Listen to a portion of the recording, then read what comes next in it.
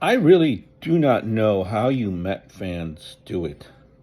I mean, if I were to put my Met hat on here, I'm not. I'm a Yankee fan. Mets missed the postseason.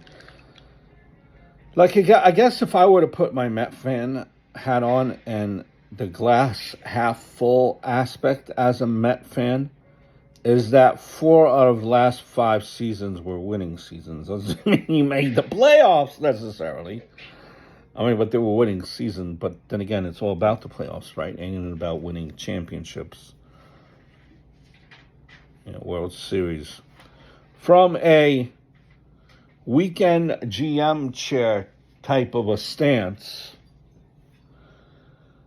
how about signing, if I were a Met fan, how about signing a legit starter or two? And how about letting guys pitch third time around in the order when they're on a roll? How about let's up the mental barrier? Maybe, right?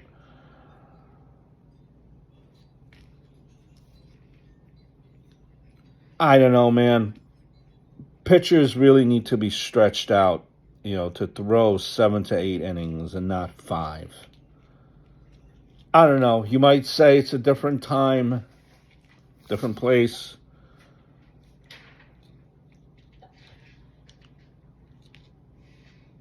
Then you think about it too, but now everyone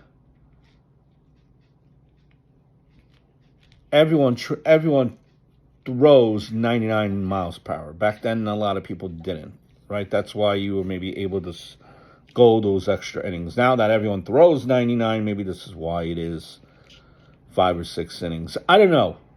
Look, listen, if I were a Met fan, look, this whole season has been a giant collapse. It's been like something that has unfolded through your eyes from game to game to game to game, and it just slowly started going. You were all the way on top, and it slowly went all the way to the bottom. You had this whole philosophy, small market philosophy in Stearns, I'd say, where you don't waste a lot of money on pitchers. It's like a pitching workshop where pitching store, pitching mechanic. We had Jeremy Hefner try to adjust something, one or two, and have these fringe, BC type, deep type pitchers fixing something, and you're caught in the league off guard, and you're trying to catch lightning in a bottle, right? And it didn't work. It didn't work this year. And then, that's part of the problem, right? And look, analytics, they run teams these days, wacky situation. Payroll does not bring the pennant, I guess, as we've seen. Bob Clappish once wrote about the worst team money could buy in the early 90s.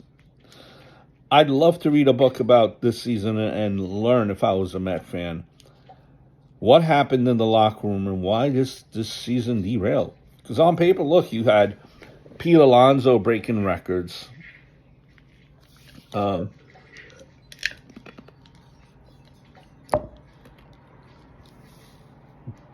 is it where one player would be hot and then the whole team around them would be cold, and you didn't have a combination of 2 or 3 players that were hot during the year? They all went hot and then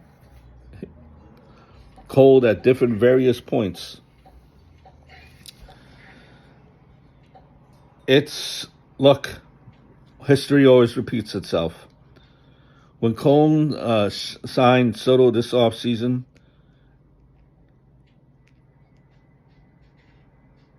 maybe some of you Met fans, you had a cold chill run down your back.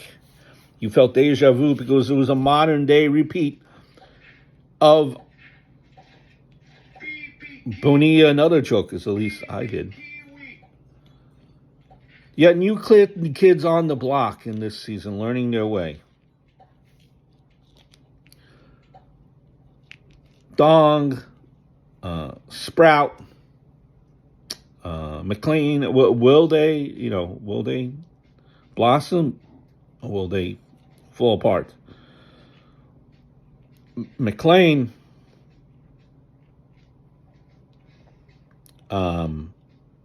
should have been here earlier on. McNeil, a lot of people are saying a big part of the problem. I don't know. Look, Soto's high numbers, OPS, home runs, RBIs, have had low impact in the early innings this year for the Mets. Has anyone seen Soto take a Gatorade shower in a post-game interview? He's had one in the 8th or 9th innings this year. One home run. September 10th against the Phillies, 8th inning, no one on when the Mets were down 9-2. Whoop-de-doo. Whoop-de-doo.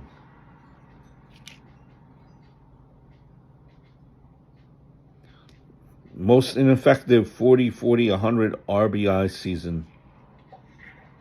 Recent memory. That's the truth.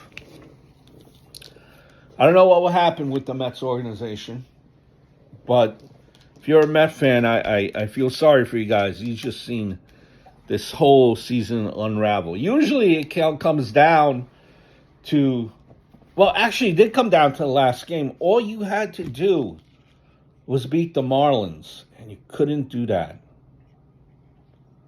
Couldn't do that, which is the Marlins, that's the World Series, playing the Mets. Game 162 of the year, every year, seems like. Hope all is well.